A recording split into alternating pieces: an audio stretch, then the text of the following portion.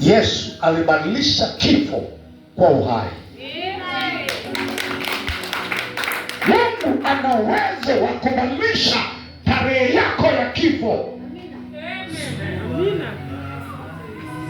Haijalishi Amerika wamesitisha huduma ya vidonge, bado Mungu anaweza akasogeza siku zako.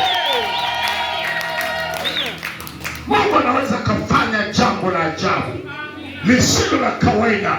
Mungu anaweza akafanya kabisa. Kuna mtu hapa anakuambia ya kwamba umekuwa na historia ngumu sana. Biblia inaniambia Mungu niliye naye ambaye ninamtumikia akishuka juu yako, jiwe linaondoka. Haijalishi kwamba ni jiwe kiasi gani, haijalishi kwamba lina uzito gani, haijalishi ni miaka mingapi.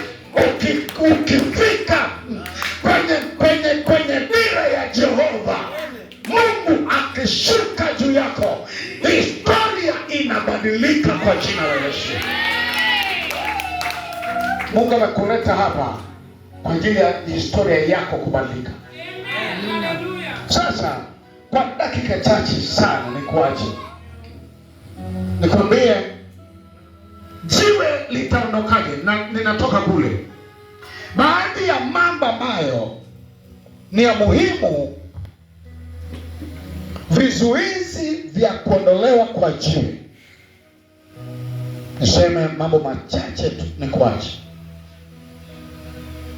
Jambo la kwanza kabisa, kizuizi cha kuondoka kwa jiwe kwenye mambo yako ni kujichanganya na dunia.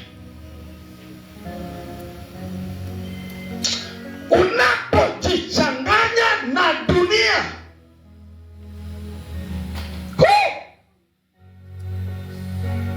unamfanya Mungu afe kwenye maisha yako.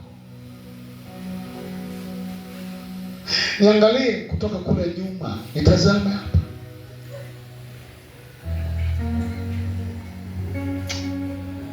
Yakobo 4:4. Yakobo 4 mstari wa 4. Yakobo 4 mstari wa 4. Biblia inasema hivi: enyi wazinzi, hamjui kwamba kuwa rafiki wa dunia. Sema kuwa rafiki wa dunia. Rudia tena. Kuwa rafiki wa dunia ni kuwa adui. Hebu kila moja mtazame hapa.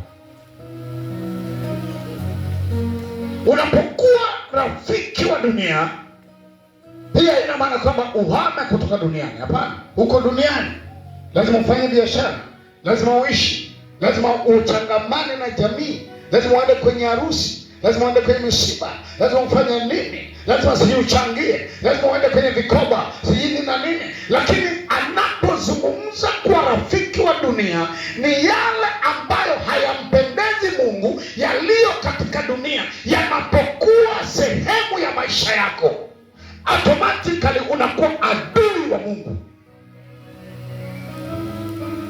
Adui. Sikia. Sasa ukishakuwa adui wa Mungu, nani atakutetea? Nani atakutetea? Ukiwa adui wa Jehova, Mungu ndiye angekutetea, Mungu ndiye angekusimamia, Mungu ndiye angekutolea hilo jiwe. Hayo mambo ambayo yanakusibu, Mungu ndiyo angeyatoa. Mambo ambayo yako mbele ya kanisa ambayo inatakiwa kwamba yaondoke, kwa sababu kanisa kama kanisa tuna vitu ambavyo tunataka ya kwamba lazima viondoke, lazima viende.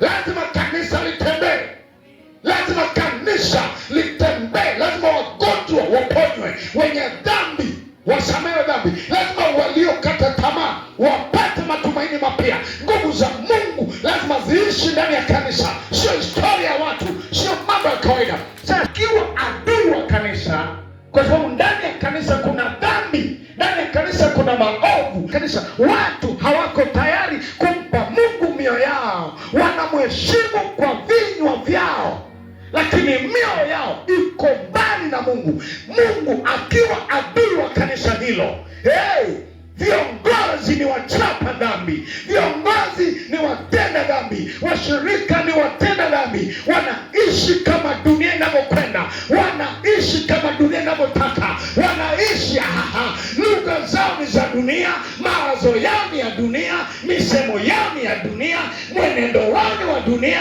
mahudhurio yao ibada